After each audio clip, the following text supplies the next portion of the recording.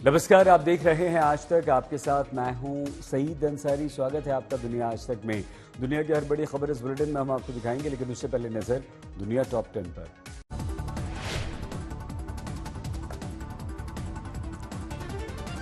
रूस की private army के मुखिया का बड़ा बयान। बोले वैगनर ग्रुप ने बाखमुट के उत्तरी क्षेत्र पर कब्जा किया। कहा बाखमुट नदी के उत्तर में मौजूद पूरे इलाके पर हो चुका है रूस का कब्जा। नॉर्ड स्ट्रीम गैस पाइपलाइन को उड़ाने पर यूक्रेन के रक्षा मंत्री ने दी सफाई। कहा यूक्रेन की सेना ने गैस पाइपलाइन में नहीं किया था विस्फोट। हाल ही में न्यूयॉर्क टाइम्स ने एक अमेरिकी अधिकारी के हवाले से कहा था इस पाइपलाइन को उड़ाने में था यूक्रेन का। इसी के द्वारा रूस यूरोप के कई देशों को गैस भेजता था। वुमेन्स डे पर रूस के राष्ट्रपति पुतिन ने रूसी सेना में काम कर रही महिला सैनिकों का जताया आभार। कहा रूस के विकास में महिलाओं की भागीदारी बहुत बड़ी। विमेंस डे पर यूक्रेन के राष्ट्रपति जेलेंस्की ने यूक्रेनी महिलाओं को उनके काम के लिए किया याद। साथ ही रूस के साथ युद्ध लड़ रही महिला सैनिकों का आभार व्यक्त किया।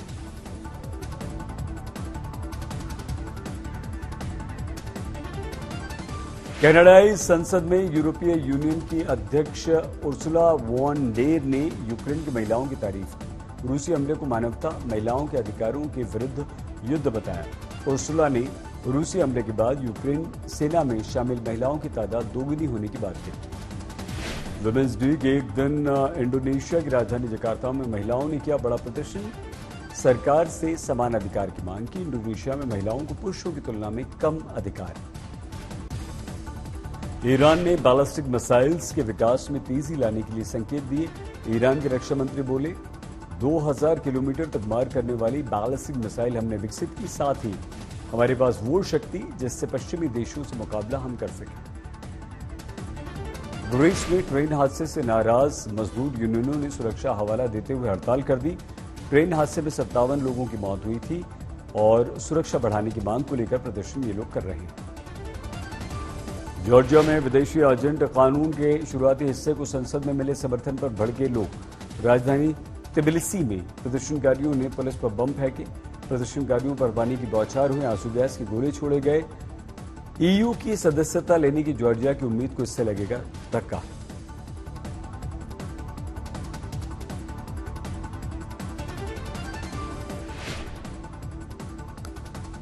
टर्की में आए भूकंप का संयुक्त राष्ट्र का बड़ा बयान। कहा तबाह टर्की को 100 बिलियन अमेरिकी डॉलर के बुनियादी ढांचे को नुकसान पहुंचाने की खबर आई है। 6 जनवरी को 46,000 से अधिक लोगों की भूकंप से हुई थी मौत।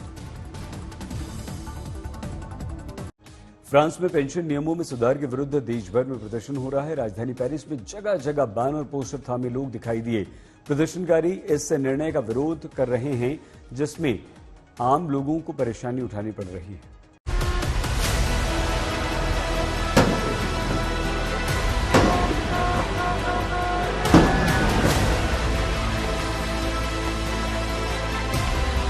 गुस्साई भीड़ की ये तस्वीरें फ्रांस की हैं, जहां बड़ी संख्या में लोग सरकार के एक नए निर्णय से नाराज हैं।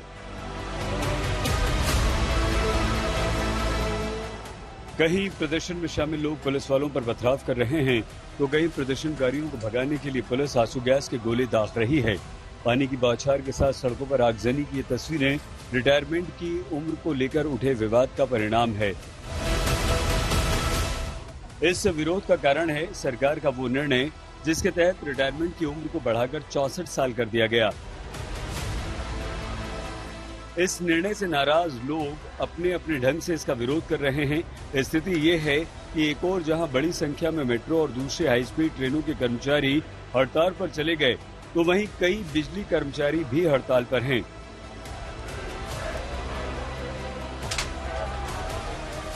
हड़तालियों की संख्या यहीं तक सीमित नहीं। बताया जा रहा है कि इस हड़ताल का असर टोटल एनर्जी की रिफाइनरीज पर भी पड़ा है, जहां फिलहाल तेल के उत्पादन को रोक दिया गया है। ऐसा माना जा रहा है कि लोगों द्वारा इस तरह काम छोड़ने से फ्रांस में बिजली और तेल की सप्लाई बाधित हो सकती है। फ्रांस में आज भले ही बड़े पैमाने पर इसका विरोध हो रहा हो, लोग नई पेंशन नीति से नाराज हों, मगर मौजूदा सरकार के साथ खड़े दल किसी भी स्थिति में इस बिल को वापस लेने की बात से इनकार कर रहे हैं।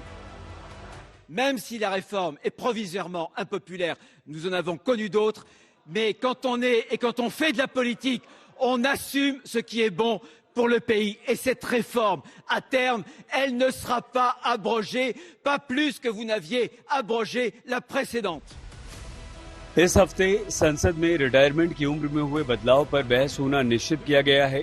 ऐसे में सरकार पर दबाव बनाने के लिए विरोध करने वाले संगठन पेरिस समेत पूरे देश में 250 विरोध प्रदर्शनों का आयोजन करने की बात कर रहे हैं। कई कर्मचारी यूनियन तो पूरे देश की अर्थव्यवस्था को चोट पहुंचाने की धमकी दे रही हैं। कई जनमत सर्वेक्षणों में फ्रांस के नागरिकों ने इस बिल का विरोध किया है। हम आपको ये बता दें कि फ्रांस में अगर कोई व्यक्ति अपना कार्यकाल पूरा नहीं करता है तो इससे उसकी पेंशन पर भी फर्क पड़ता है और यही कारण है कि फ्रांस की 85% कामगारों की आबादी इस निर्णय का विरोध कर रही है। आसिफ ब्यूरो। पेरू में राष्ट्रपति डीना बोलुआर्टो के विरुद्ध राजधानी लीमा में प्रदर्शन कर रहे लोगों पर पुलिस ने आंसू गैस के गोले दागे। राष्ट्रपति के इस्तीफे की मांग को लेकर मशहूर चौराहे पर प्रदर्शनकारी जुटे। संविधान में बदलाव की ये मांग कर रहे हैं। दिसंबर में प्रदर्शन शुरू हुआ, अब तक 48 लोगों की मौत हो गई। राष्ट्रपति पेड्रो कैस्टिलो को पिछले वर्ष दिसंबर में हटा दिया गया था। डीनो बोलुआर्टो ने राष्ट्रपति का पद संभाला था।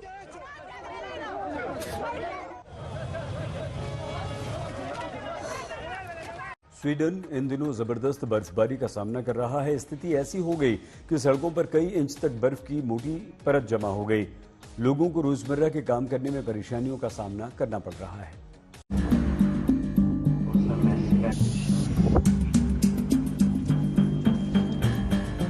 सड़क पर बर्फ, गाड़ियों पर बर्फ, पेड़ पौधों पर बर्फ ही बर्फ। कहीं पेड़ जम गए तो कहीं सड़क के पास रखी साइकिल, खुले आसमान तले रखी हर एक चीज इसी अंदाज में बर्फ के चादर में ढकी दिखाई दे रही है। बर्फ के साइड इफेक्ट्स को दर्शाती ये तस्वीरें स्वीडन की है, जिसे देखकर समझा जा सकता है कि आखिर किस हद तक लोग यहाँ ठंड का सामना कर रहे हैं।